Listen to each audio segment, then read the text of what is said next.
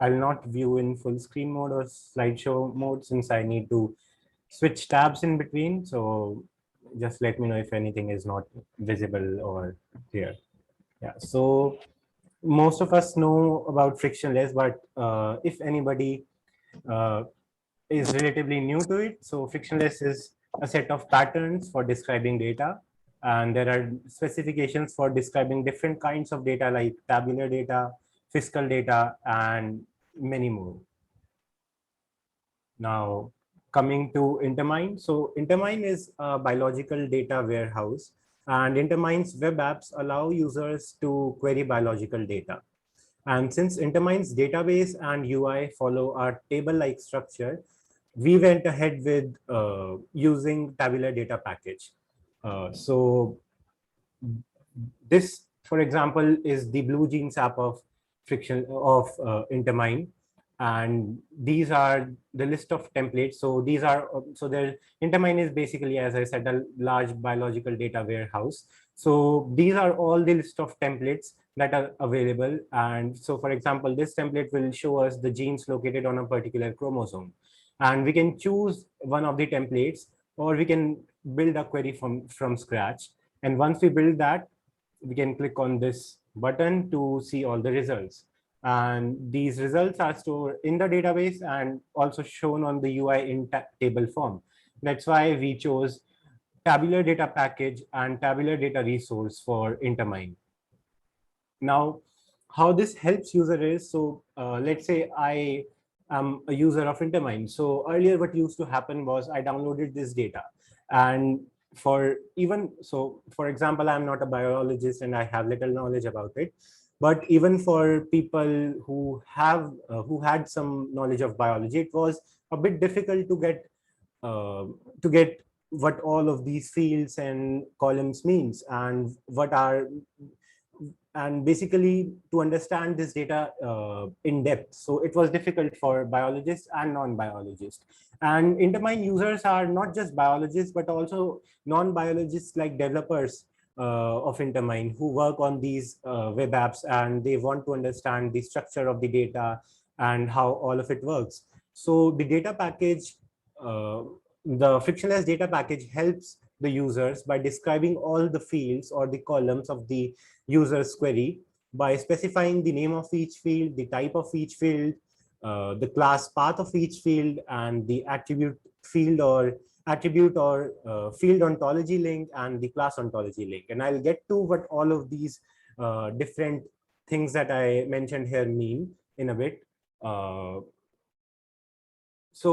data, apart from describing each column, the data package also specifies so this is a table. So what is the primary key or the candidate key for this particular table? And what is the formats of the results file? So the Intermine users can download, so Intermine's user can download the data in different formats like CSV, TSV, FASTA, etc.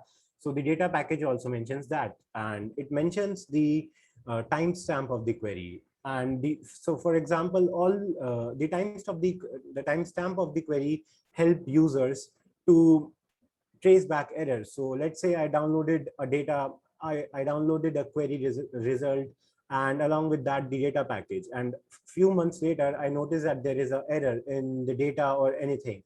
Then I can see the timestamp of that particular query, and I can go back or I can contact the Intermine support team and tell them the timestamp so that they can trace back the error and probably resolve it.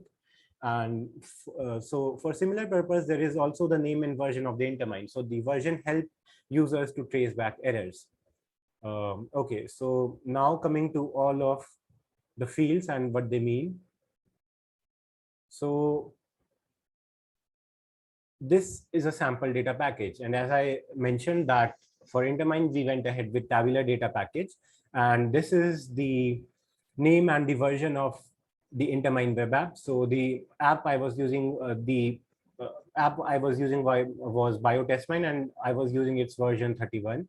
And then these are just the profile and names. And this is the part to the query. So if at any point of time I want to give the link to that particular query which I used, to someone else, I can use this path. And this is the format of the result. So the format of the results file of the query. And after that, we have the fields. So each of the fields, so this fields is an array, and each object of this array describes a particular column. So for example, the first column was primary identifier, and the type of that column was string, so it contains string values. And the class path, so this is getting more into biology, but the class path was protein and then DB identifier. And these are the class ontology and the attribute ontology link. And how these links help is, so the ontology links are the links for formal description of a class or an attribute. So we can just wait a second for this to open. And meanwhile, yeah, so this fields, so each objects of this array describe a particular column. And so after describing all the columns, so for example, this is also a column. So the pages and the type of this column is string, and this is the class path, and this is the attribute ontology link and the class ontology link for that particular column. And the attribute ontology link is null if the link is not available. Yeah, so the ontology links, basically what they mean is, so they describe what a class or an attribute is formally. So for example, we can see the formal description of protein here. And it is a protein is an organic polymer that is composed of one or more linear polymers of amino acids. And yeah, so that is the ontology link. And after the fields array, we have a list of primary or candidate keys. So these are the primary keys. And what primary key means is, so for example, if the primary key of this table is this column, the secondary identifier column, that means that in each row, the secondary identifier cell will have a unique value.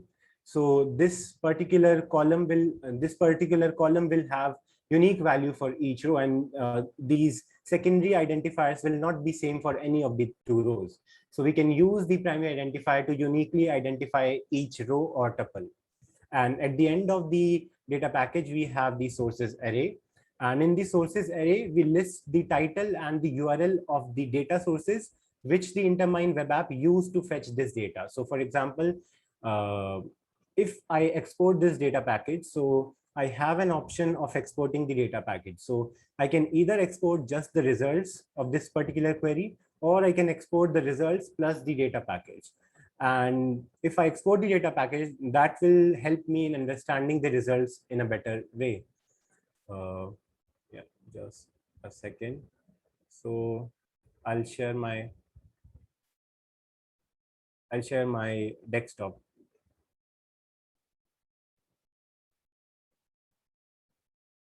Yeah, so for example, this is the results file, and this file is the same we were seeing on the UI. So this is the results file. And if we go to the data package.json here, then we can see the particular data package for that particular query. And we can see that just like the same sample data package, it has the fields array, it has the timestamp, it has the format, and the format is CSV because we downloaded the results in the CSV format. And if we had downloaded them in TSV or let's say JSON format, then this would have been JSON or TSV. And so the fields array, so for reference, we can go back here and see that the first column is secondary identifier, the second is symbol, and so on. So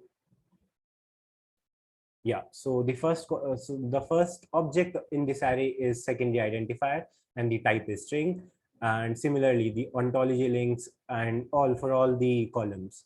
And at the end, we have the list of, so this is a real query. So we have the list of data sources that were used to fetch that particular query. We get the results for that particular query. And so all of these help a user, whether he or she is a researcher or a developer, to understand the data. So if I want to dive deeper, I can go to this particular URL to see the whole data set. And I can go to these links to understand a particular attribute or a class. So the fields are very helpful for developers and users. And I think they are going to make they are going to help a lot to new users of Intermine. And yeah, so this at the end, I would just like to say that I had a very wonderful time working with the Intermine community and the frictionless community, and I actually understood a lot about how important data is, and how open data can help research communities improve their research. And yeah, I was very happy with the outcome of it, and I was very lucky uh, get to get an opportunity like this. And I would, so if anybody, I don't know, but if anybody here is eligible to be a part of any frictionless opportunity like Tool Fund or anything, then I would like all of you to apply to that, because it's a really great opportunity, and I learned a lot from it. Yeah. And special thanks to Lily for helping a lot in 6 or 7 months, I guess. And I would really like to be a part of this community going ahead as well. And I would like to uh, continue to be a part of it. Yeah, thanks a lot.